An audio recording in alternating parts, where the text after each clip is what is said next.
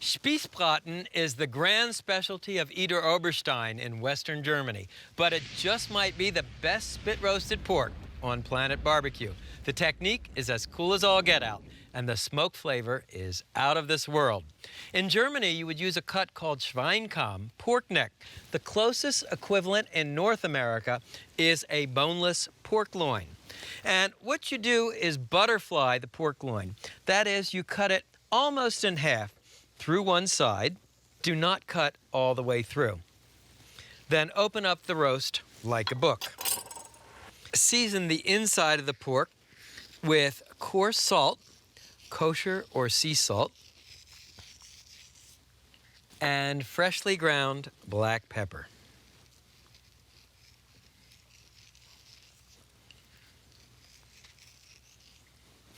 Spread the pork with thinly sliced garlic cloves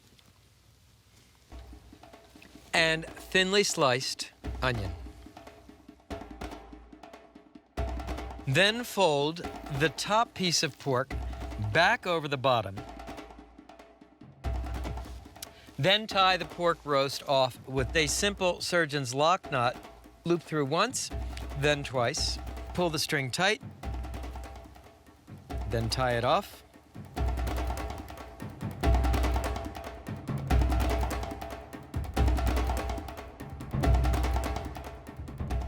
Now, trim the ends off of each knot.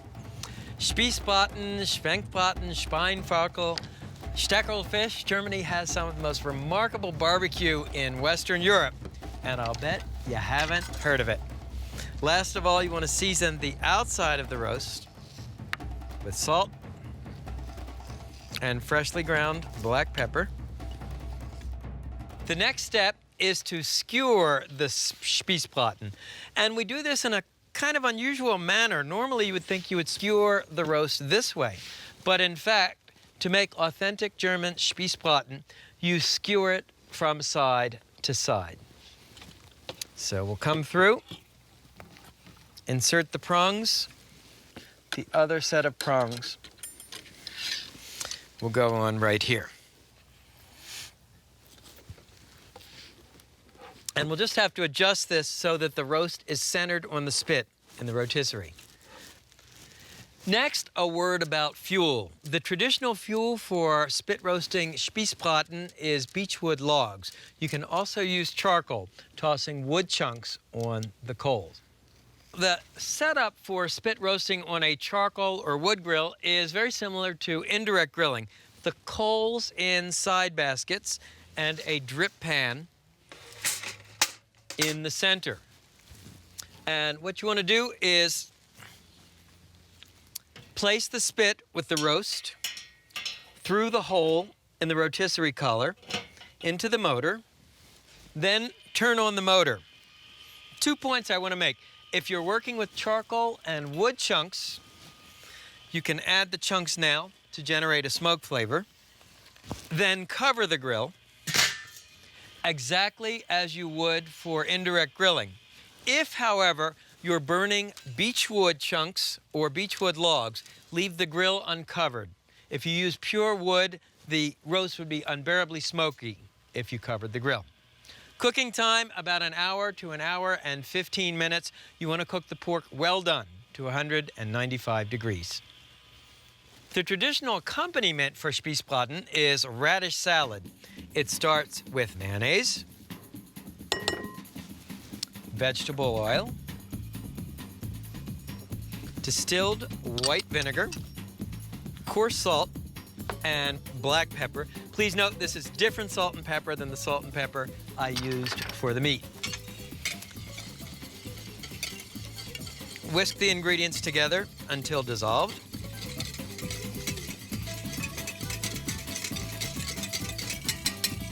Then add the radish and stir to mix. That's all there is to it. It's been an hour and a half, and the Spießbraten looks ready. But let's check it with an instant read meat thermometer. Inserted into the center of the meat, but not touching the metal spit. 190 degrees. We've got it. So transfer the spit and the meat to a cutting board and loosen the prongs.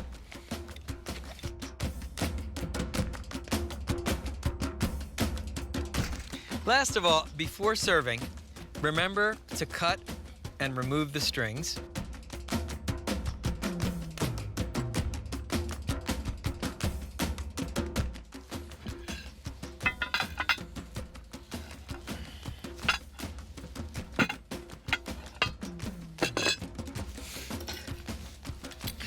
So let's see how we did.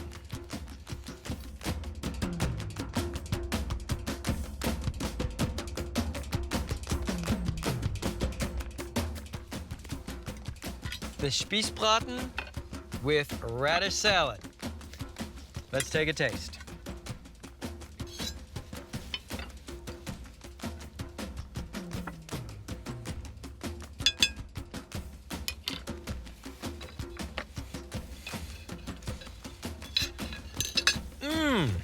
That's nice. The smoke, the pork, the onion flavor, it's just like it tastes in Germany. So there you have it. Spießbraten Eder Oberstein style. It's pork spit roasted to a turn.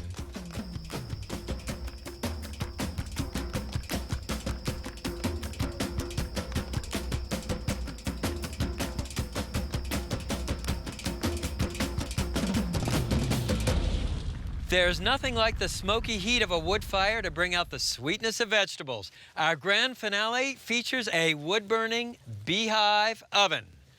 Up first, wood-roasted root vegetables. And check this out. Candy cane beets. All you do is place the vegetables in a cast iron pan. Onions, garlic, carrots. Season with coarse salt and freshly ground black pepper. And drizzle generously with the best extra virgin olive oil money can buy. This is a beehive oven. You can see from the shape why it's called a beehive oven. One of the world's oldest live fire cooking devices, invented at the very dawn of civilization, found all over Europe. Then place your pan of vegetables for roasting in the oven and let the smoke and fire work magic. So what do you do if you don't have a beehive oven? Well, I'll show you how to achieve a similar effect on a charcoal kettle grill. This version features Brussels sprouts. And by the way, this is how Brussels sprouts grow. So place the Brussels sprouts in your cast iron skillet. Whoops. And then add diced country-style bacon. And the bacon will cook right into the Brussels sprouts. Next, a little salt, some freshly ground black pepper, and a little extra virgin olive oil on top. On your kettle grill, set it up for classic indirect grilling, Brussels sprouts in the center. And to add the wood flavor, place unsoaked chunks of hardwood on each mound of coals. Finally, place the lid on the grill. Open the vents positioned between the mounds of coals. Cooking time in both devices about 40 minutes to 1 hour. And what you want to do is periodically stir the vegetables.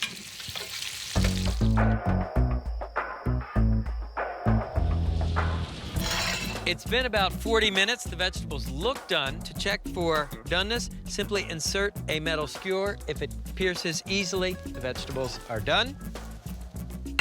And when you're finished using the oven, simply place the hatch in the front. That will smother the fire. On our kettle grill, we can pierce the Brussels sprouts, and they are also done. So here are two unbelievably simple, unbelievably delicious wood-fired vegetable dishes. Our wood-fired root vegetables and Brussels sprouts with bacon. Those carrots are sweet as candy.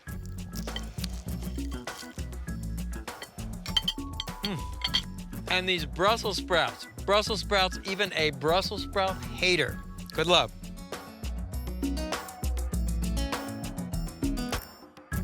I hope you've enjoyed today's show. From gas grills to charcoal grills to wood-burning ovens, now you know the secrets of European grilling. See you next time.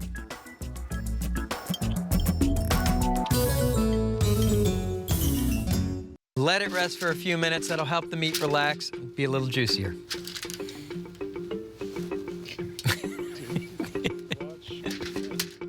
It starts with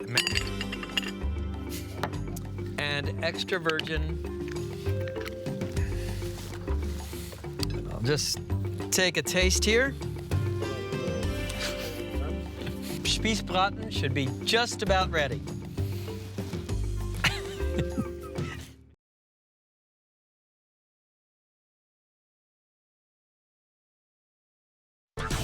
Shrimp on the Barbie and angels on horseback, grilling down under, a religious experience. Lamb on a shovel, a grilling technique that pays off in spades. Salt grilled pineapple from Australia, not your everyday grilled fruit. From the beautiful Esplendor Resort in southern Arizona, I'm Stephen Reichland. Today on Primal Grill, firing it up from down under.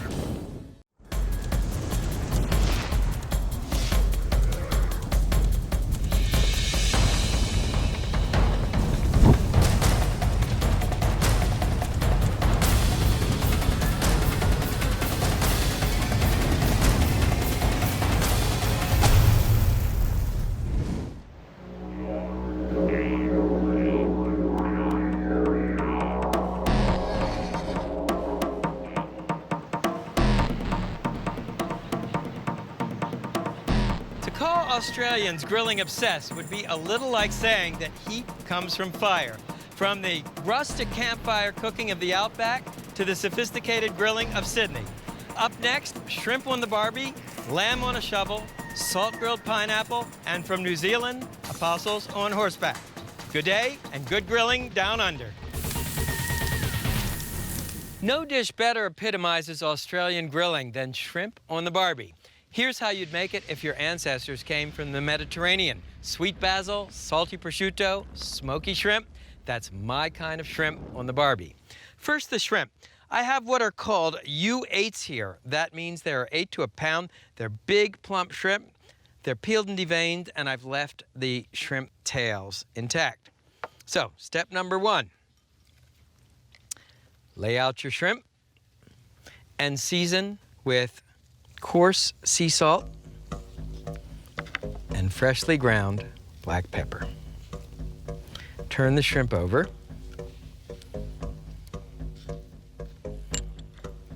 And season the same way on the other side. Next, wrap each shrimp in a basil leaf and a slice of prosciutto. Then pin the prosciutto and basil to the shrimp with a bamboo skewer.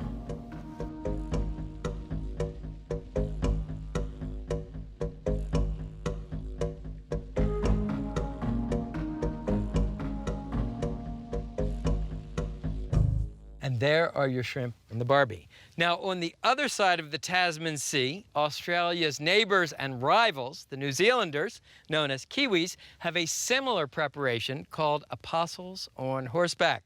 The apostles in question, these big, plump sea scallops. First step, make the marinade.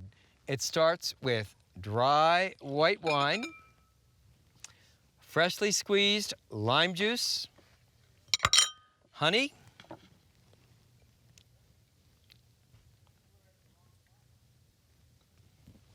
and salt. Whisk the ingredients together. Then marinate the scallops in the honey wine mixture for 1 to 2 hours in the refrigerator. And here's a batch of scallops I marinated and drained earlier. To assemble the apostles on horseback, lay a half strip of bacon on the cutting board. Lay another strip on top and wrap the scallop in bacon. Pin the bacon to the scallop using a flat bamboo skewer. Why a flat bamboo skewer? If you use a round skewer, the scallop and bacon will spin around. Whereas if you use a flat bamboo skewer, they will stay stable. As always when you're grilling outdoors, keep your ingredients on ice until they go on the grill. Now let me show you the grill. I've lit some natural lump charcoal in the chimney starters, and you want to dump it out to form a 3-zone fire. Dump out the coals in the back of the grill, and then spread the coals out in a thick layer in the back. That's your hot or searing zone. Thinner layer in the center. That's your moderate or cooking zone. And leave yourself a coal-free zone in the front. That is your cool or safety zone. That's how you control the heat on a charcoal grill. You move the food closer to the hot zone or further away.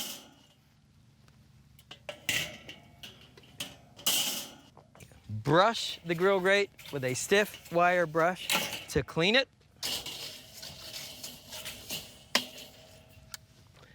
And oil the grate with a folded paper towel, dipped in oil, and drawn across the bars of the grate. And just give your grill grates a quarter turn so the trapdoor for the wood chips is in the back.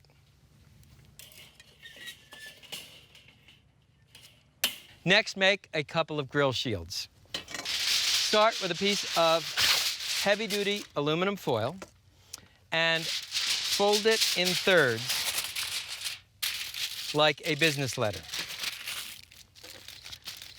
Then place your grill shields on the leading edge of the grill.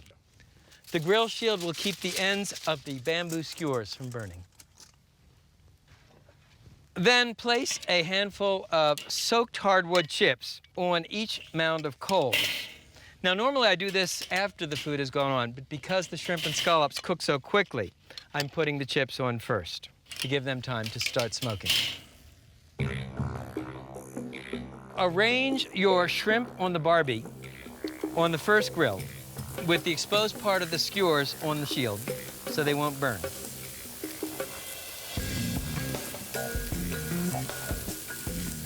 And to place a second row of the shrimp on the grill, just make sure that the exposed end of the bamboo skewer is on the first row.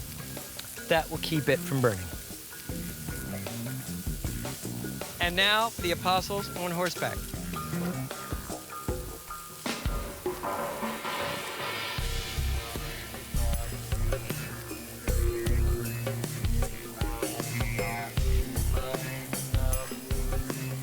So once the prosciutto and shrimp are browned on the bottom, turn them over. Remember, the shrimp in the center are going to cook a little faster than the shrimp on the periphery, so don't be afraid to move the shrimp from the outside in, the inside out. The whole idea here is you want the shrimp to cook evenly.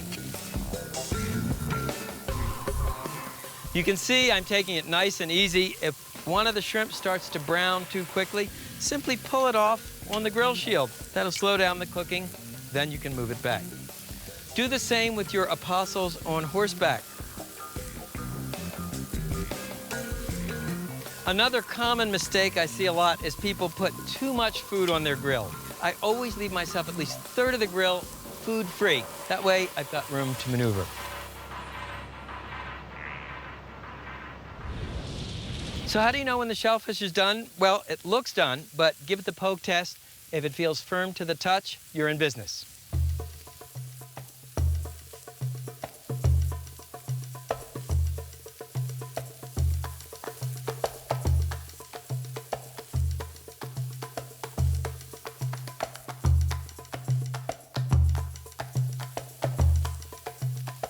And these apostles on horseback smell pretty incredible. The bacon and the wine marinade. Kiwis are equally proud of their barbecue tradition. This recipe was inspired by a loyal reader and viewer who watches Primal Grill on New Zealand television.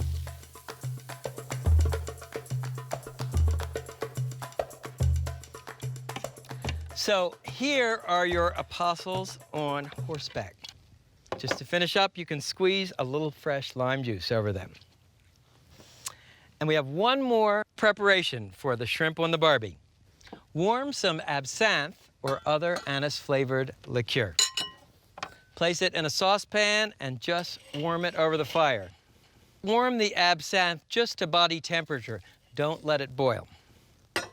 And then to ignite it, use a butane match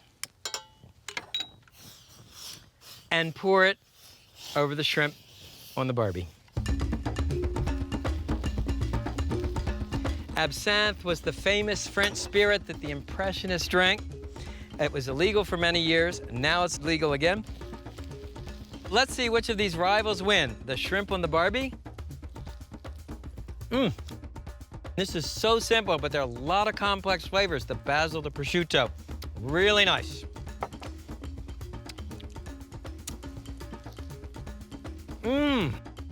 These are really nice too.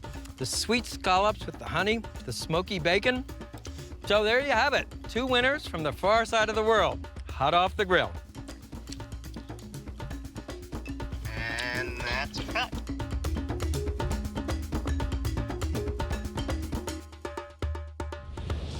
Of all the grilled foods on Planet Barbecue, you know, if you're North American, you'd probably think beef or pork are the most popular. But on any given night, probably more people are lighting the grills to cook lamb. The lamb zone begins in West Africa. It goes around North Africa, the Mediterranean, to the Middle East, Central Asia, into India, down into Indonesia, and of course, Australia and New Zealand. Necessity, they say, is the mother of invention. For generations, Australians living in the bush have used a method for grilling meats that's as original as it is effective. I give you a down-under classic, lamb chops grilled on a shovel. Can you dig it? First, the lamb.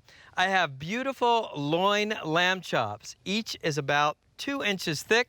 The loin chop features a piece of both the lamb loin and the tenderloin. Brush the lamb chops with extra virgin olive oil.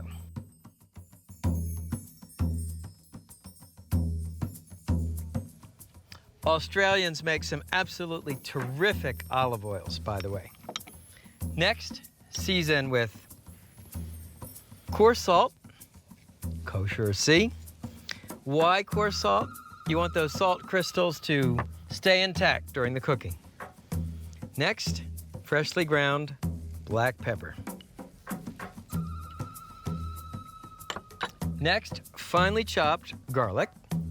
Although if the truth be told, in the bush, they would probably just use salt and pepper.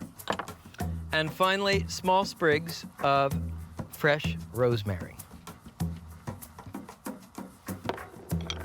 Hit the lamb chops with a little bit more extra virgin olive oil. Patting the ingredients into the meat and turn the chops over.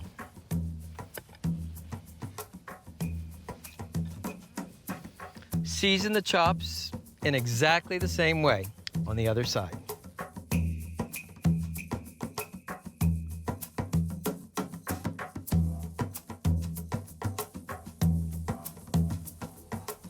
And drizzle with a little more extra virgin olive oil. Be generous with it. It will keep the lamb chops moist during the grilling. And pat the ingredients into the meat with your fingers. As always, whenever working with meat outdoors, work over ice. Now the shovel. You want to use a flat-bladed shovel, unpainted, brand new, and clean it with lots of soapy water. You may even want to sterilize it with a blowtorch. Arrange the lamb chops on the blade of the shovel. I know this looks crazy, but wait until you see and taste the results. when I said lamb grilled on a shovel, I really meant it. Just lower the shovel right on the embers. Cooking time, about 4 to 6 minutes per side. You can see they start to bubble almost instantly. And see, you can control the heat down on the embers. It's a little hotter, get a little more sizzle. Back off on the log, it's a little cooler, you get a little more wood smoke.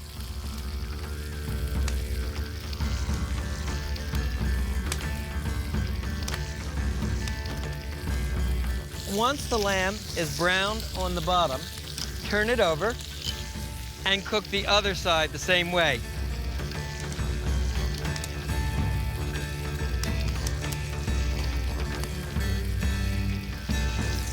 Okay, and to check the chops for doneness, we use the old poke test. Press the lamb chops with your finger. If they're gently yielding, they're medium rare, the way I like them. Remember, the lamb will continue to cook on the shovel.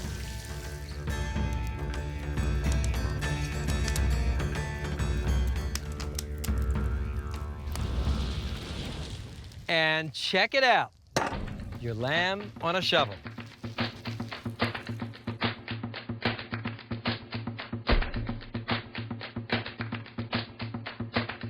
Let's see how we did. Beautiful pink inside. Of course, lamb and garlic and rosemary are a no-brainer. But the way the smoke comes over the edge of the shovel and smokes the lamb, it tastes utterly different than if you cooked it on a grill. Lamb on a shovel, because sometimes you need to think and grill out of the box.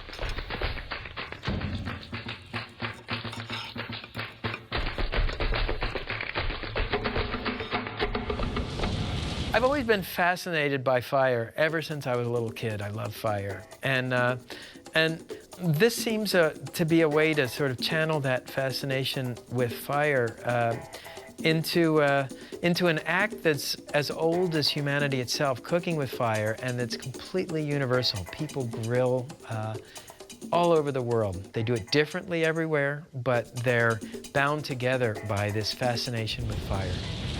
Grilled pineapple turns up all across Planet Barbecue, but the most singular version may well be found in Australia. It's marinated in wine and seasoned with sea salt. Yup, sea salt. Sounds strange, but I can't think of a better close to an Australian-style barbecue. First, the pineapple. Separate the leaves from the fruit by twisting in opposite directions. Next, cut the top slice off the pineapple, then the bottom slice.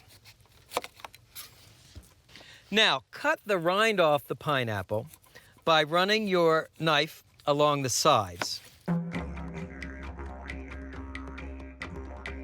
And you can save these trimmings for smoking. And keep trimming to cut the eyes off the pineapple. Now, lay the pineapple on its side and cut it crosswise into half-inch thick slices. The slices should be about as thick as your finger. Now, using a cookie cutter or a round pastry tip, cut the fibrous core out of the center of each pineapple.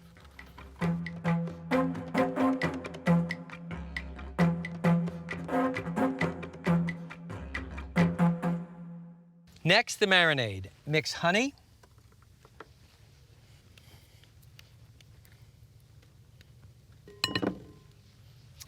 and dry white wine.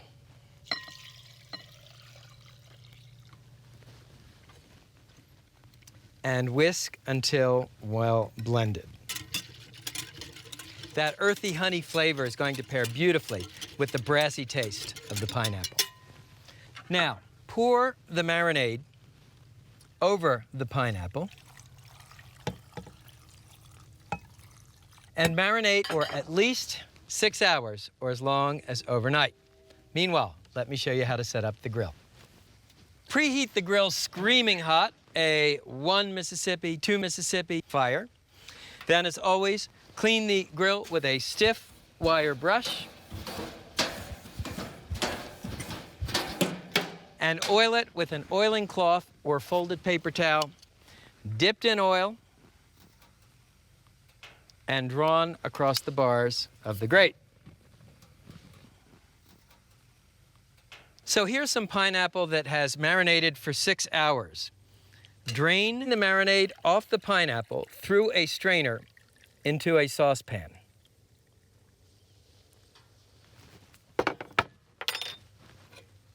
Then place the marinade on the side burner and boil it until it's thick and syrupy and reduced, about 5 to 10 minutes. And to augment the pineapple flavor, you can place a few of the pineapple rind slices in your grill's smoker box. If you're working with charcoal, simply toss the rind on the coals. Now, dip each pineapple slice in granulated sugar, coating both sides.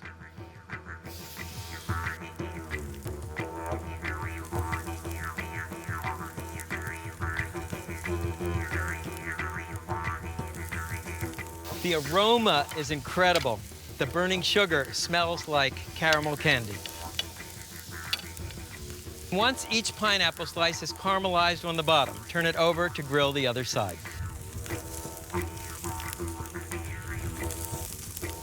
Cooking time is quick. A couple minutes per side will do it.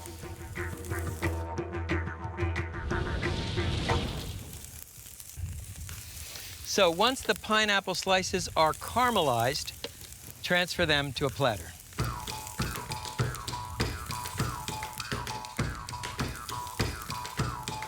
And trust me, folks, these smell as great as they look. And to clean up your grill, simply close the lid and burn the sugar off the bars of the grill grate. Now let's finish up that sauce. So once your marinade is reduced, if you want it a little thicker, just dissolve some cornstarch in a little cold water and stir it until the cornstarch is dissolved. Then whisk the cornstarch mixture into the reduced marinade.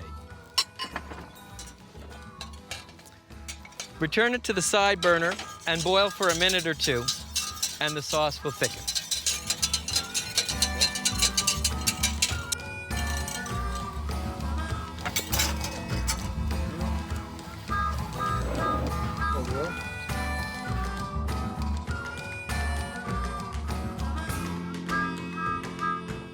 Once the sauce has thickened, spoon it over the pineapple.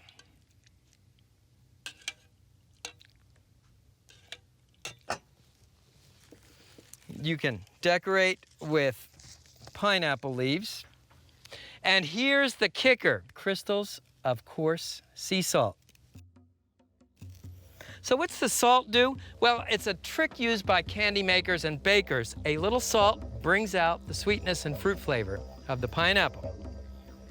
Sweet pineapple seasoned with salt and blasted with fire. It's a dessert from down under. Let's see how we did. And to gild the lily, or the pineapple as it were, a spoonful of ice cream.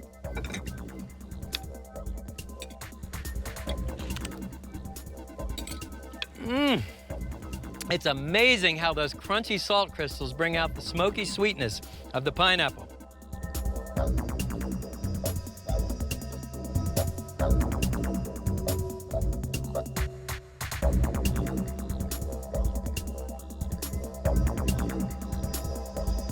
And that's it for our show on grilling from down under. Apostles on horseback, shrimp on the barbie, lamb chops on a shovel, and salt on grilled pineapple. Hot stuff coming through from down under. See you next time.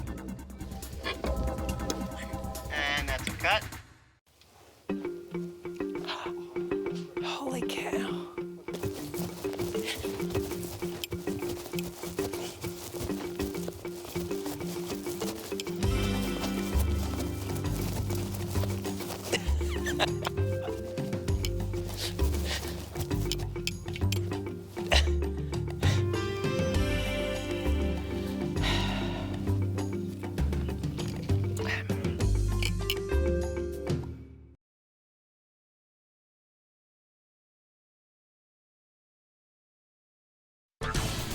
Mexican fish tacos, grilled fish, fiery salsa, fresh tortillas, the perfect beach barbecue. Burgers big and small, from Balkan Pletzkowitza to Kobe beef sliders. Orange brined turkey breasts, spicy, smoky, and never dry.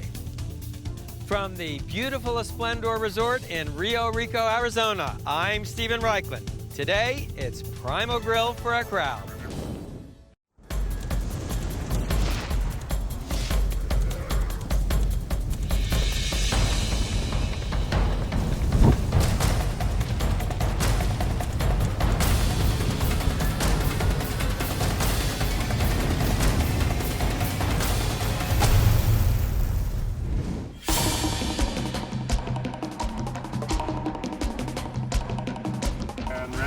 And action. By its very nature, barbecue is a social activity and has been since our first prehistoric ancestors gathered around a campfire for companionship, comfort, and yes, sustenance. Today on Primal Grill, Kobe beef sliders, Balkan burgers, Mexican fish tacos, and cinnamon orange smoked turkey. Primal Grills for a crowd. Mexican grilled fish tacos aren't so much a recipe as a philosophy of eating and a way of life. There's the protein, fish so fresh it came off the boat that morning. There's the wrapper, freshly made tortillas, and an explosive array of condiments. This is a mahi-mahi filet, and you want to cut it into finger-thick escalope, diagonal slices, to maximize the amount of surface area exposed to the fire. Season the fish on both sides with coarse sea salt and freshly ground black pepper. Then a squeeze of fresh lime juice.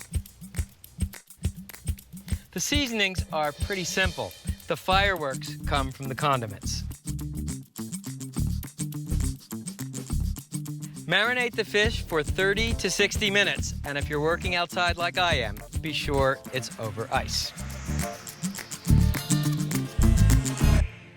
Next, the salsa. There are literally hundreds, perhaps thousands of salsas in Mexico. Today I'm going to make a salsa from the Yucatan called chiltomate. The ingredients are simple, but the technique may surprise you. Start with onion, tomato, and fiery habanero chilies, and arrange them directly on the coals. This is an ancient Mexican technique, and there's nothing like it for imparting a smoky flavor to the vegetables. So what you want to do is char the vegetables on all sides. It'll take about 2 to 3 minutes per side on the tomatoes, maybe a minute per side on the habanero chilies. The onion will take a little longer, maybe 12 to 15 minutes. And when the vegetables are charred and blackened on all sides, remove them from the fire. Be sure to shake the vegetables to dislodge any ash. And warning, as these habanero chilies roast, they will emit extremely virulent fumes. And let the vegetables rest until cool enough to handle. The traditional device for grinding the vegetables for the salsa is a molcajete, a lava stone mortar and pestle. You can also use a food processor. So, take your roasted vegetables and peel off most of the burnt skin. For a milder chiltomate, seed the chilies.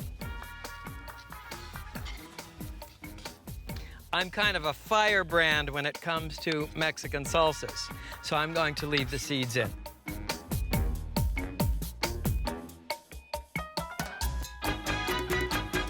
So, whenever you make a salsa in a food processor, grind the solid ingredients first, running the machine in short bursts. And you can see some of these black spots from the charred tomato skins. Absolutely delicious. Next, add chopped fresh cilantro, lime juice, salt, and pepper.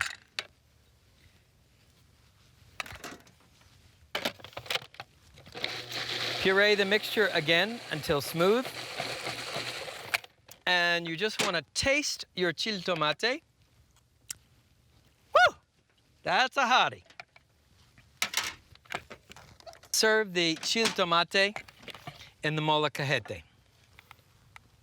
Okay, we have one final preparation, a simple garlic cilantro butter for basting the fish.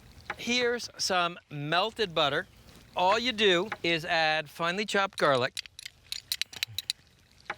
and chopped fresh cilantro. Return the mixture to the heat and cook until the garlic and cilantro are sizzling.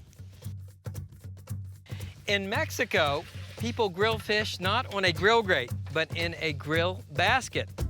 And what you want to do is spray the grill basket with spray oil or wipe it with an oiled cloth.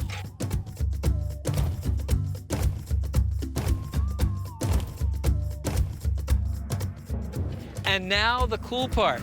Place your fish basket directly over the coals. Cooking time pretty quick, about 3 to 5 minutes per side.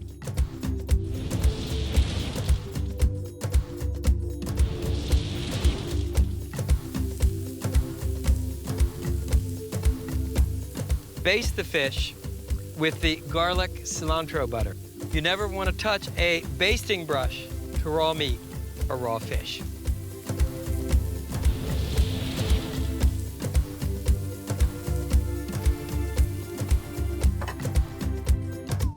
Last step here is to warm the tortillas.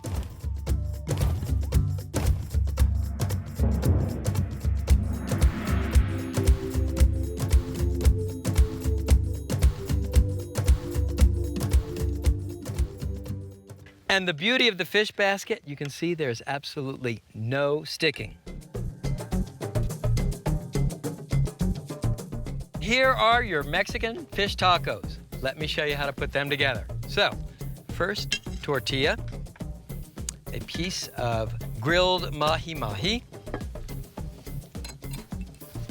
then a scoop of guacamole, the recipe's on our website, crema, which is Mexican sour cream, or you can use conventional sour cream, a sprinkle of shredded cabbage or lettuce, and a spoonful of your fiery chile tomate.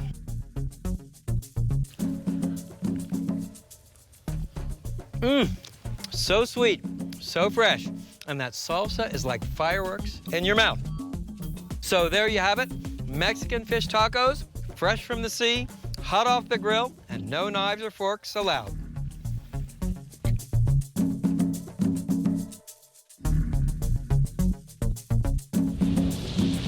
Travel the world's barbecue trail and you will find burgers of every meat, shape, and size, from tiny sliders to jumbo pletzkowitza. Here on Primal Grill, good things come in small packages. I give you Kobe beef sliders. Kobe beef originated in Kobe, Japan, where it's made from the Wagyu breed of cattle, specially raised and fed a special diet. The result is beef of incredible richness with supernatural marbling. Now, there are two ways to form the sliders. You can pat the meat out into a rectangle and cut it with a round cutter,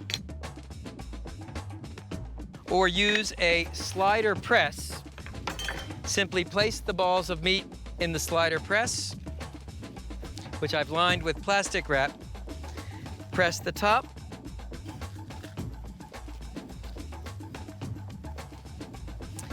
And here are your sliders, ready for grilling. I like to chill the meat for at least an hour. It'll help the sliders hold together better. And whenever you handle raw beef, you want to wash your hands with hot soapy water and use a hand sanitizer. Okay, let me show you how to prepare the caramelized shallots. A shallot is a member of the onion family. It has a more refined taste than an onion. And I preheated a cast iron skillet. Add a couple tablespoons of butter and a little olive oil, which raises the burning point of the butter. Add the shallots to the melted butter and oil. And put the shallots back on the grill Cook the shallots until caramelized, a deep golden brown, about 10 minutes. And add salt and freshly ground black pepper to taste. Meanwhile, I have melted some salted butter, and what makes a truly great slider is buttering and grilling the buns.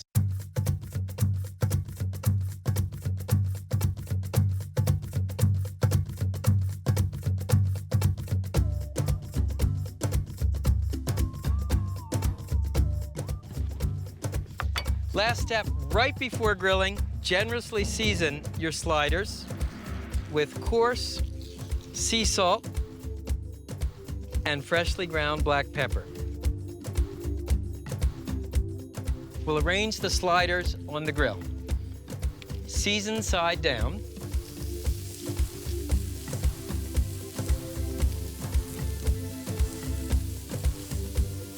Once the sliders are on, you want to season the tops.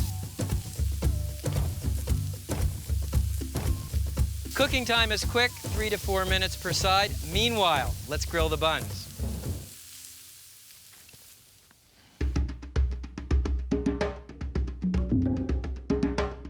Grill the buns until nicely toasted, a couple of minutes. The perfect burger is a contrast in textures. The crunchy bun, the meaty burger, the soft caramelized shallots. All right, time to turn the sliders.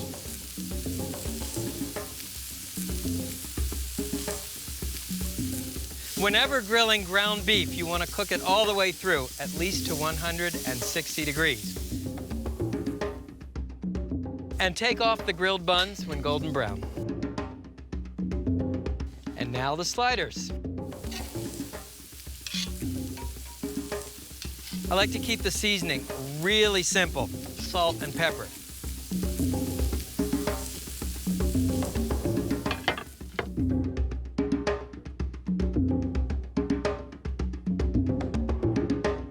Top each slider with caramelized shallots. Finally, a pickle chip.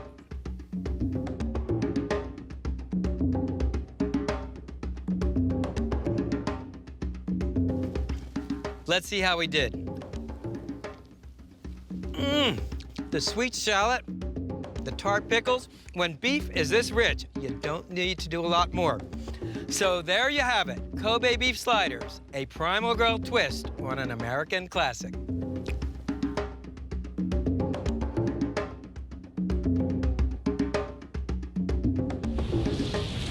I showed you the world's smallest burger, now the world's biggest burger. It's called Pleckavica. And if you come from Serbia, Bosnia, Herzegovina, or elsewhere in the Balkans, it's the burger you dream about. This particular version starts with equal parts ground beef and ground pork. To them add finely chopped garlic, hot pepper. I'm using Anaheim chilies, finely chopped flat leaf parsley, and onion. Then add plenty of salt and plenty of freshly ground black pepper. Mix the ingredients until smooth, and I find the best tool for mixing is your fingers. The beef adds a meaty flavor, the pork adds richness. Sometimes Balkan grill masters will also use ground lamb or ground veal, or even all four. Okay, so once the Pleckavica mixture is well blended, what you want to do is shape it into a large flat patty on a piece of wax paper or parchment paper. Then place the second sheet on top. Then take the back of a knife and shape the Pleckavica into a circular form and chill it in the refrigerator until grilling.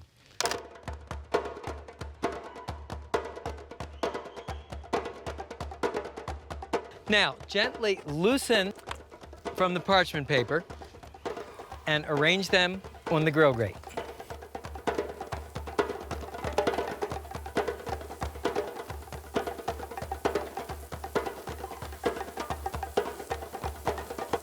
You want a nice wide spatula for turning the pleckowicza when they're brown on the bottom.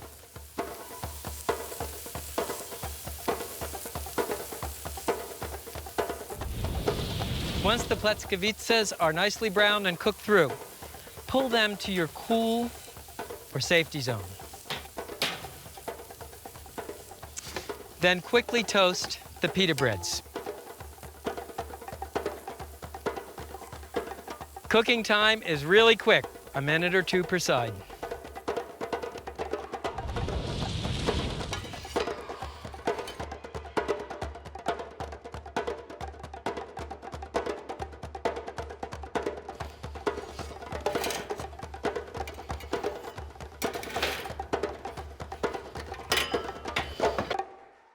With pleckowicza, you traditionally serve sliced tomato and lemon wedges,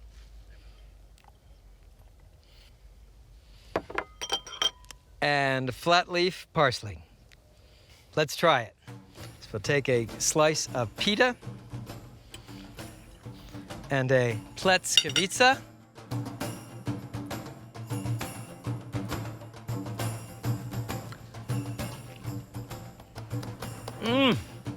This is unlike any burger you've ever tasted, unless you grill in the Balkans. So there you have it. Burgers big, burgers small. We're grilling for a crowd on Primal Grill.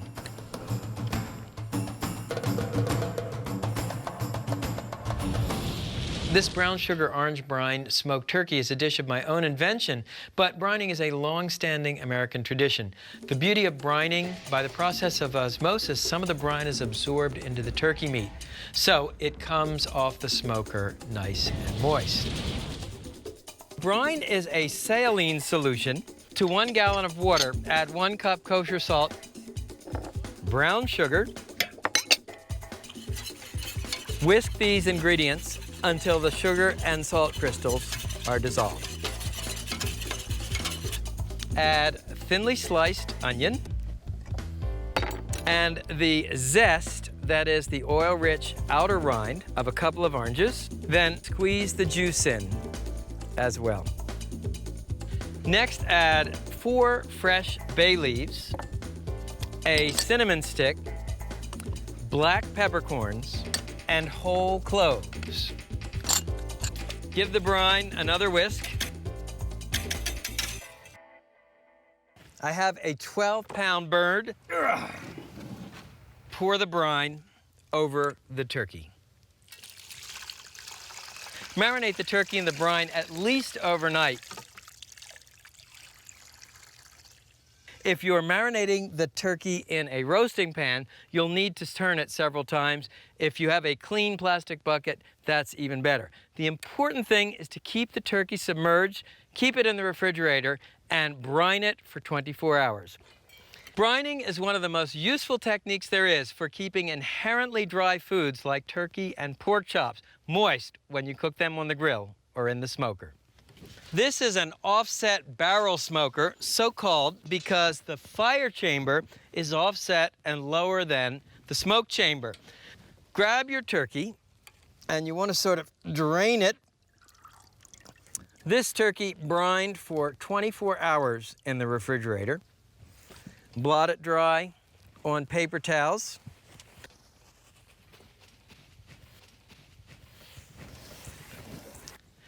And position the turkey on the grate in the smoke chamber with the breast away from the flames. Remember, the smoker is going to be hotter at this end than this end. So you want the thighs, which take a little longer to cook, towards the fire. Then close the smoke chamber.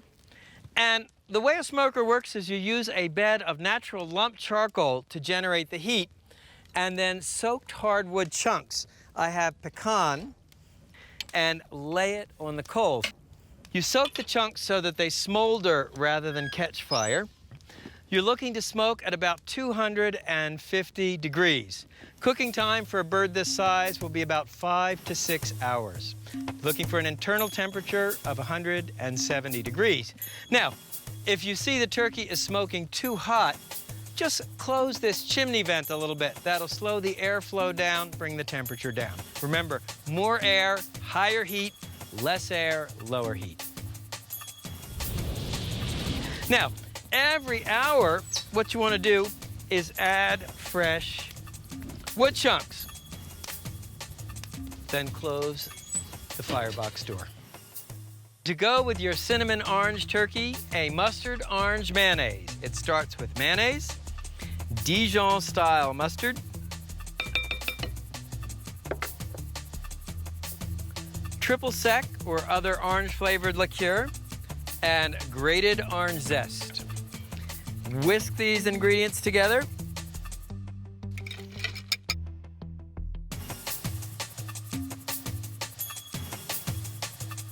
Let's check on the turkey.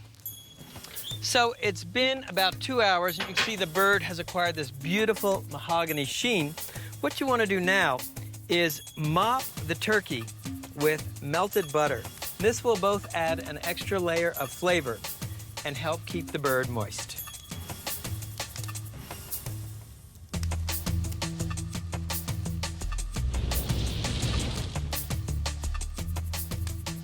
And check out that patina of smoke. Now, to my eye, it looks cooked, but you always want to make sure using an instant read meat thermometer, insert it in the deepest part of the thigh. You want to be about 170 degrees. Nailed it. So, grab a platter, and to get the bird off the grill, these insulated rubber gloves are always handy.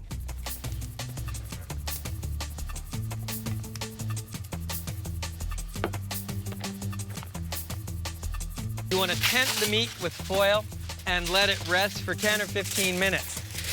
This allows the meat to relax and the juices to flow back throughout. Okay, and now the moment of truth. And what you want to do is just carve a few slices off the breast. Oh yeah.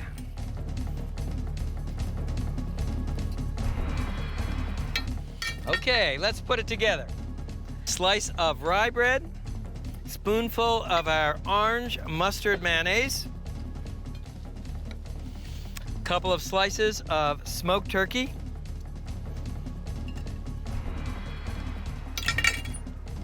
another slice of rye bread,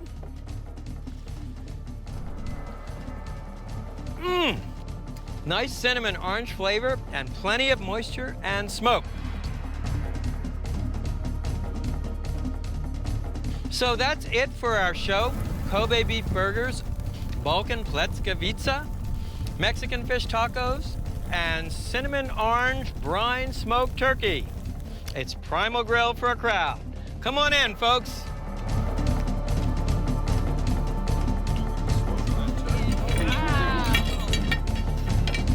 Okay.